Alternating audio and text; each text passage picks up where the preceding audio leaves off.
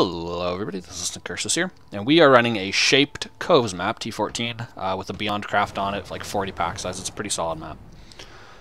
This is my Cycloner. This is a high leech rate Cycloner of about 40-ish% leech per second. Very defensive, very good damage. I'm using a 6-link Starforge, which is entirely unnecessary. I was running a 5-link Starforge until level 90. I'm 91 now. And moreover, you could get away doing, you could do a disfavor. I have never tested it with a lower DPS weapon, so I don't know how well it works, but it's a Cycloner. It should work fine. I have a Calm's Heart on, so naturally I have 7,400 life. I use Ball Cyclone mostly for breaches. This build has been able to do pretty much everything I've set it up to do. The only issues with maps are, well, this map right here has hexproof, and I'm dual curse, which kind of sucks. But this was a pretty good map, and I didn't want to blow any more chaos.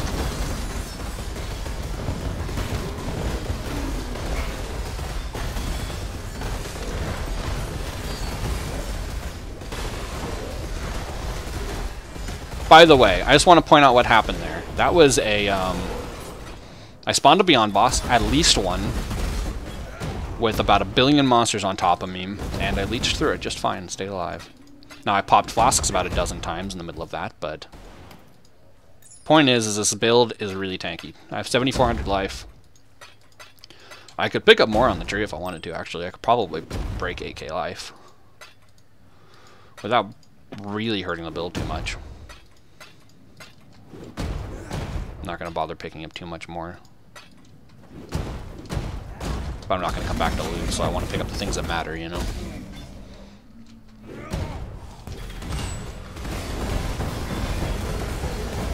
There's definitely a chance of me dying in this map because it is curse immune, so I don't have Enfeeble on target. But, this build uses Enfeeble and Vulnerability for curses. It would be entirely possible to put on another Dweedre's Damning and use a Witchfire Brew and gain Temp Chains. But I'm happy with the current setup. That right there showcases one of the issues with Cyclone, where you get caught on random things. And it almost got me killed.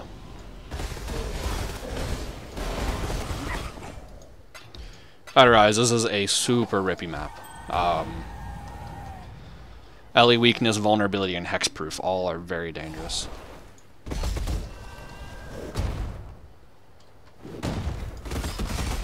I'm actually LE Weakness capped by quite a margin. I'll show you in a second. I have, okay, apparently not by quite a margin. I'm not LE Weakness capped on Lightning, so I have to be a little careful in Ash Breaches. Oh, an Abyss map, cool.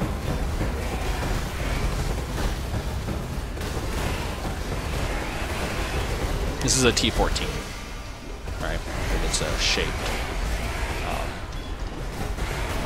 There is a Host.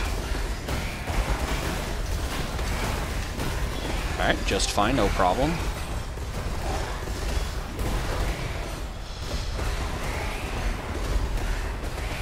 The loot is getting a little overwhelming. We'll go and turn it off. Unfortunately, it doesn't show the hands when it's off, so that's why I normally leave it on. Let's go ahead and pick up the things that matter.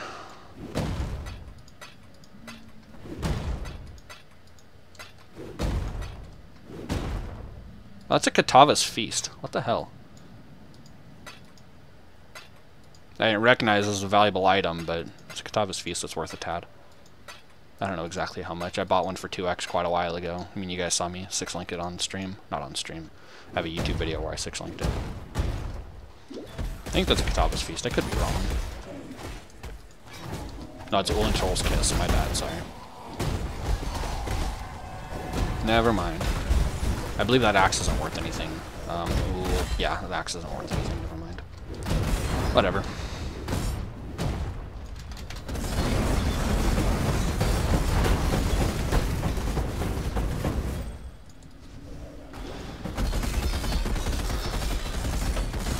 I am using the new flask. I forget the name of it. The one that gives you Unholy Might with an Etzeri flask.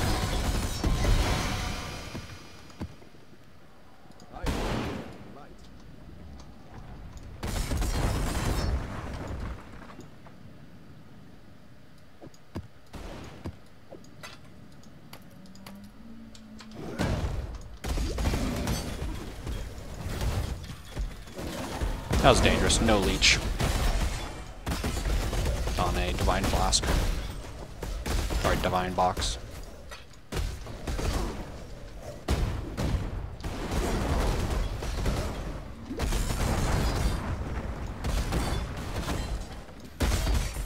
Overall, this build is quite tanky. It does good damage. It's not the highest single target. It falls off against some really tanky mobs. I will be doing some runs of Breach Lords and uploading those shortly too within the next few days. What do I even do here? Whatever.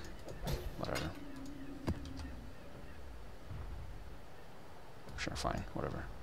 Actually, I'd rather not have the Augs. I'm not going to go back and like vendor anything right now because that's inefficient time for a YouTube video.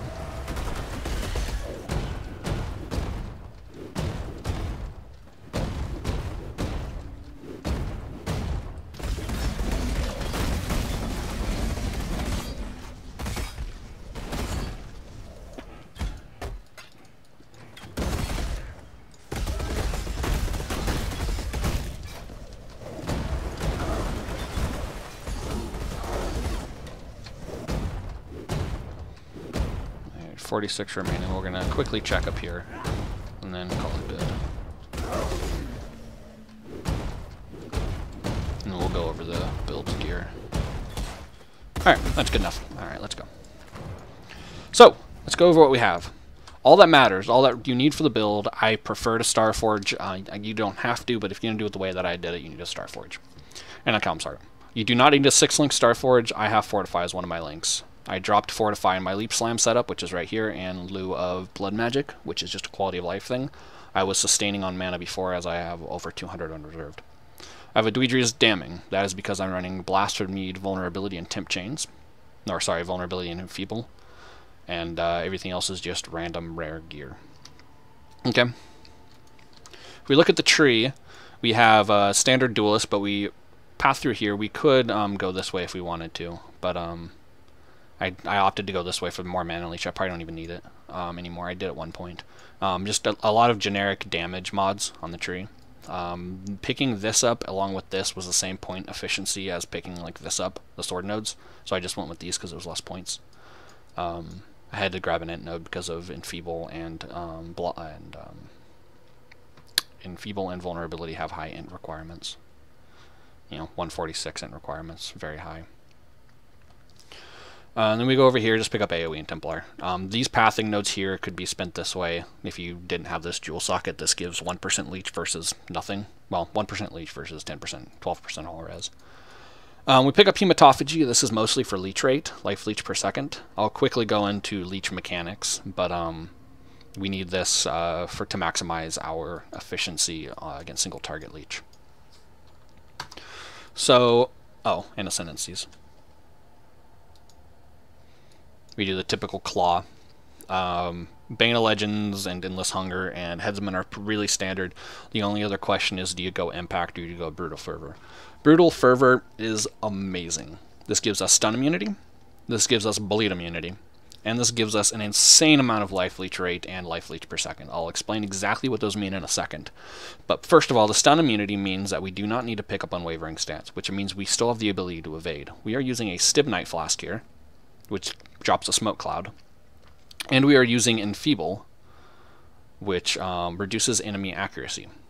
What this means is that even without high evasion, things have massively reduced accuracy against me. And using a Jade Flask or something of the likes that gives you flat evasion, or using Grace or something, is insane.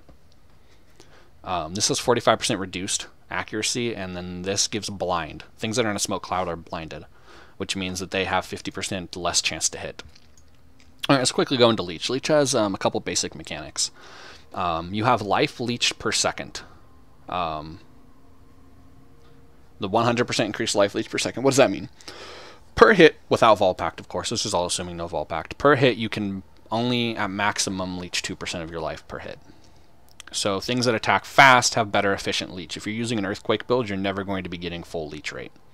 So this 100% here and this 20, 30, 40% here brings me from 2% to 4.8% of my life leeched per hit, maximum. All right. Of course, you have to deal with the DPS and how much your actual leech is. I have another 10% there and another 20% there, so I'm actually at 210%. So it's actually it's more. It's like 6.2 or something. Something in that ballpark. But the point is I leech over 6% of my life per hit. And then this life leech maximum, you can only at most leech 20% of your life per second. Base.